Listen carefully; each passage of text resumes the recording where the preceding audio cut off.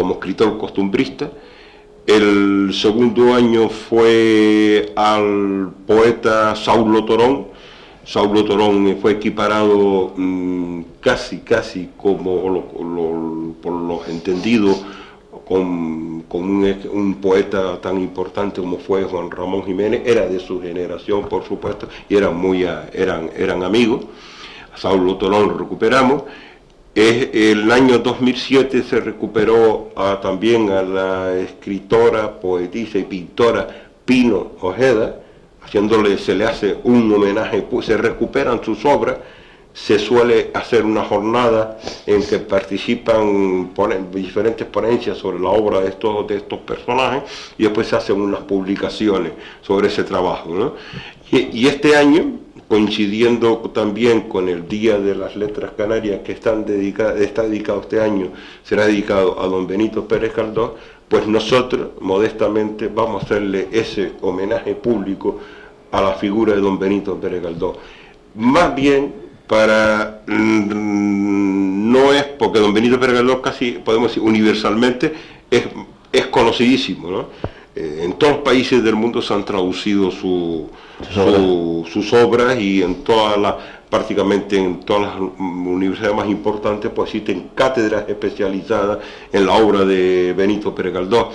Pero nosotros tenemos que recuperar la figura de don Benito, porque se ha tendido una leyenda negra sobre su figura como persona, y esa leyenda hay que desterrarla. Pues interesó en su día que se publicara, sobre todo cuando sus obras estaban prohibidas por la Iglesia, podemos decir, ¿no? Sí.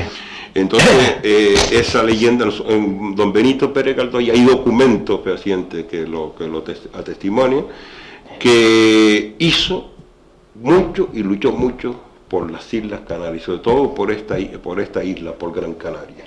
Te puedo decir, porque estamos haciendo un libro entre don Francisco Trajano, don Francisco Cabrera y un servidor, Luis Pulido. Estamos haciendo un libro, y en ello pues tenemos unos capítulos dedicados a Benito Pérez Galdós.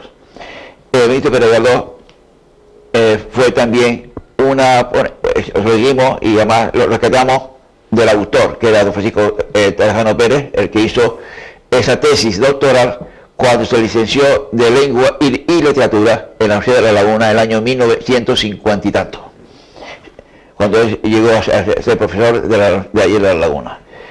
Y vemos como Benito Pérez Galdós era un canario de pura cepa. En todas sus obras y en todos sus actos siempre estaba Canarias metida. Luego también era un hombre religioso. En todas sus obras, y además se nota en que cuando habla con varios autores contemporáneos de él, siempre habla de la cuestión que sin el tema religioso es imposible escribir, es imposible hacer las cosas. Por lo tanto, fue un engaño tan absurdo, diciendo que se marchó de aquí y que se limpió los zapatos para no saber nada de Canarias.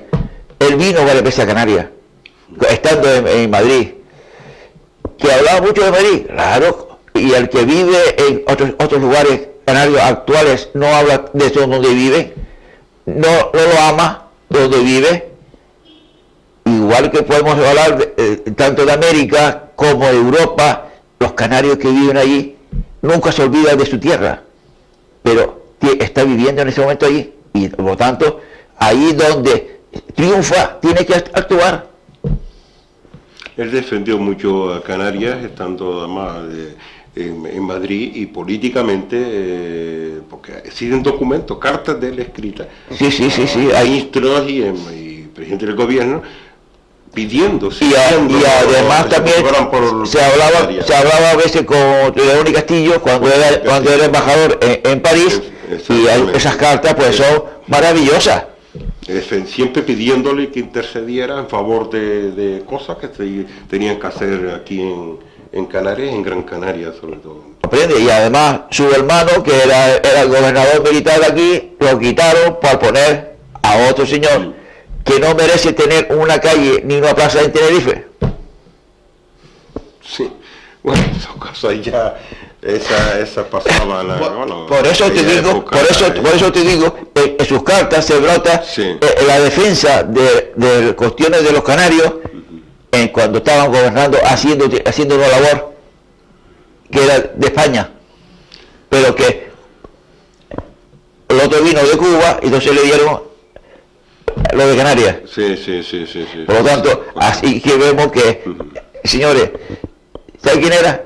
El señor Weyler, que ahí me que fue el señor que hizo los campos de concentración, el que inventó los campos de concentración. Hoy día se habla de los nazis, pero no se habla de él, que fue el que hizo en Cuba los campos de concentración, donde metieron a todos los canarios de varias ciudades cubanas allí para que no pudiesen luchar a favor de Cuba, o bien o no querían luchar con nadie, sino vivir tranquilamente. La historia está ahí y por supuesto Por lo tanto, eso es irrevocable, ¿no? Los hechos históricos. Y yo que también quería aprovechar para comentar a los radioyentes que estos homenajes que nosotros hacemos, estos homenajes públicos, son, como dice Bala, públicos. O sea, no es que lo haga la Orden del Cachorro, la Asociación de la Orden del Cachorro Canario para sus miembros. Nosotros somos un foro abierto, una casa abierta, y nuestra mejor, podemos decir, donde celebramos muchos actos donde participa, podemos decir, el pueblo, es en la Plaza Santo Domingo, porque la casa se nos queda chica y gracias a Dios el ayuntamiento en ese aspecto pues colabora bastante con nosotros y son actos culturales en que participa todo el que quiera. Ya daremos cuando llegue la fecha, porque esto será el 14 de noviembre, el homenaje a Benito. Por tanto, yo tendré en cuenta y en fin, ya pues ya hablaremos de todos los actos que sabemos que también tiene ustedes, en fin, se han rescatado los finaos, que es el 31 de octubre, que ya no quieren meter aquí el Halloween. El Halloween es extranjero, usemos lo nuestro, el recuerdo que eran los antiguos canarios con sus muertos. Ustedes cojan la historia canaria y verán que los antiguos canarios tenían un día al año que se dedicaba para cuidar a sus muertos, en llevarle alimento, llevarle luces, para que siguiese el camino hacia la luz, hacia la casa de la luz, donde ellos iban. Ellos sabían que había un lugar donde ellos iban después de muertos. Por eso había un día del año ese lugar. Los canarios, ¿quién nos recuerda? Nuestros padres, nuestros abuelos, que se reunía la víspera del Día de Todos los Santos en casa para hablar de todos los que se habían muerto, de sus padres, de sus abuelos, de sus tíos, o bien de sus hijos que se habían marchado, y recordaba, y ponía una foto, y la foto le ponía una velita encendida.